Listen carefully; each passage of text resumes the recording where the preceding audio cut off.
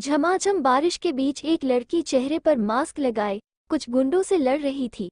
उन गुंडों को उस लड़की को मारने का कॉन्ट्रैक्ट मिला था, लेकिन वो लोग ये नहीं जानते थे वो जिसे मारने आए हैं वो उन सब की माँ है, जो उन सबको यमलोक पहुंचने वाली है। वो लड़की अपना हुनर दिखाकर एक एक को मौत के घाट उतार रही थी। जान लेना उसके शौक में से एक था। उस लड़की की आंखों में जो गुस्सा था वो अचानक चमक में बदल जाता है। ऊपर से नीचे तक black colour skin tight outfit जो उसकी बॉडी को एक परफेक्ट सेक्सी लुक दे रहा था, और हाथों में एक लंबा चाकू जो उसके लुक को और भी ज्यादा किलर बना रहा था। अपने मुंह से मास्क उतारकर वो लड़की शैतानों की तरह हंसकर एक लंबी सांस खींचती हुई बोली, हाँ हाँ हाँ, ये खून की खुशबू मुझे बहुत पसंद है, और ये बारिश में घुली हो तो और भी ज्यादा, हाँ हाँ हाँ हाँ। उस लड़की शक्ल देख सभी लोग डर से कांप जाते हैं। उन्हें अंदाजा हो जाता है उन्होंने को देखा वो पहली बार और आखिरी बार था। सामने बेहद खूबसूरत चेहरा उन्हें मुस्कुरा कर देख रहा था। उसके वैम्पायर टीथ उसे और भी ज्यादा कातिल बना रहे थे। खूबसूरत मौत ये ही है। किसको मारने का कॉन्ट्रैक्ट ले लिया हमने, भागो यहाँ से, ये सबको मार कर ही छोड़ेगी।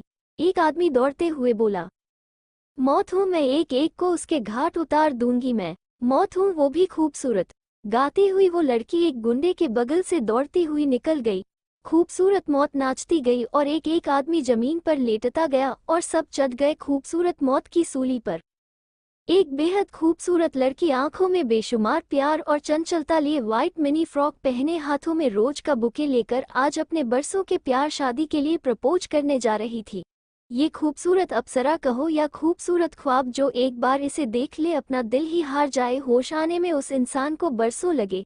ये थी रीवा। भूरी आंखें, ब्लैक कली, सिल्की बाल जो सिर्फ उसके कंधे से थोड़ा नीचे, लंबाई पूरी 6 फुट, गोरा रंग, चेहरे पर अपर मासूमियत और दिल शैतान का।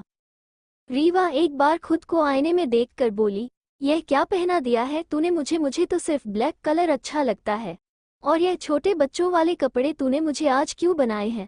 तुझे पता है ना मैं आज सुशांत को प्रपोज करने जा रही हूँ। वो मुझे ऐसे देखेगा तो बेहोश ही हो जाएगा।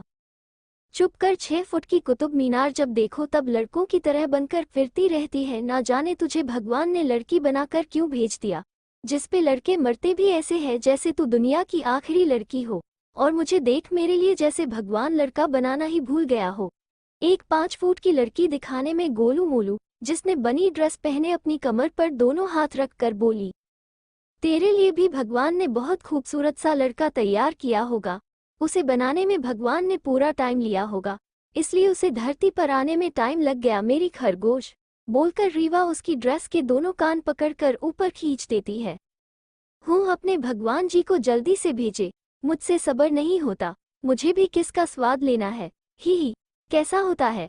तेरी तरह नहीं, 10 साल की लव लाइफ में सिर्फ हग सुशांत जैसा हैंडसम मुझे मिले, मैं तो उसे कच्चा ही खा जाऊं। छोटी रैबिट अपने दांत निकाल कर बोली, वो मेरे हर एग्जाम में पास है, इसलिए मैं उसे आज प्रपोज करके पहली किस देने वाली हूँ।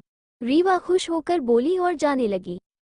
लड़की जैसे दिखने वाले खूबसूरत मर्द लड़की की तरह चल ले, कल रात इतनी ट्रेनिंग दी है, सब भूल गई क्या? धीरे धीरे कमर लचका के चल, छोटी रैबिट ने कहा।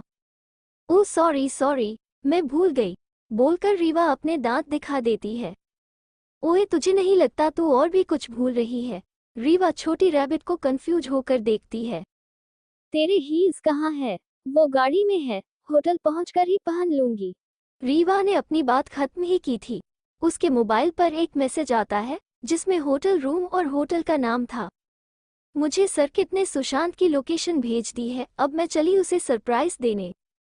छोटी रैबिट उसे रोक कर बोली, याद रख तू लड़की है और तू अपने बॉयफ्रेंड को शादी के लिए प्रपोज करने जा रही है, तो वैसे ही बिहेव करना, समझी? और मेरे लिए सुशांत के दोस्त से सेटिंग भी करा देना ही। हाँ ठीक है, उसका दोस्त मान जाता है तो ठीक है, नहीं तो 2 कान के नीचे पड़ेगे, एक सीधा तेरे पैरों में गिरेगा। बोलती हुई रीवा बाहर निकल जाता है। दूसरी तरफ एक अंधेरा कमरा, एक लड़का तेजी से अपने लैपटॉप पर उंगलियां चला रहा था। उसने खुद को ऊपर से नीचे तक कवर किया हुआ था, चेहरे पर मास्क लगा था जिसमें से उसकी हरी आंखें बाहर झांक रही थी। उसे किसी पौधे को तलाश थी जो उसकी स्किन की प्रॉब्लम को ठीक कर सकती है, लेकिन उस पौधे की जानकारी गूगल पर कहीं नहीं थी। वो लड़का टेबल पर कसकर हाथ मारता है और अपना सिर दोनों हाथों के ऊपर रख सुबकने लगता है। उस अंधेरे कमरे का दरवाजा खुलता है और एक मिडिल एज का आदमी आकर उसके सिर को सहलाने लगता है। कल्कि बेटा, ऐसे परेशान मत हो, देखना एक न एक दिन तुम जरूर ठीक हो जाओगे और आम आदमी की जिंदगी जीने लगोगे, उस मिडिल एज आदमी ने कहा। पापा, पता नहीं वो दिन कब आएगा जब मैं आप सब की तरह आम जिंदगी जी पाऊंगा, अपने भाई के साथ बाहर कब पाऊंगा, और कब। बोलते बोलते कल्कि की आंखें सख्त हो गई। और कब मैं उन लोगों को ढूंढ पाऊंगा जिन्होंने मुझे मरने के लिए छोड़ दिया। अगर आप नहीं होते तो शायद मैं इस दुनिया में होता ही नहीं।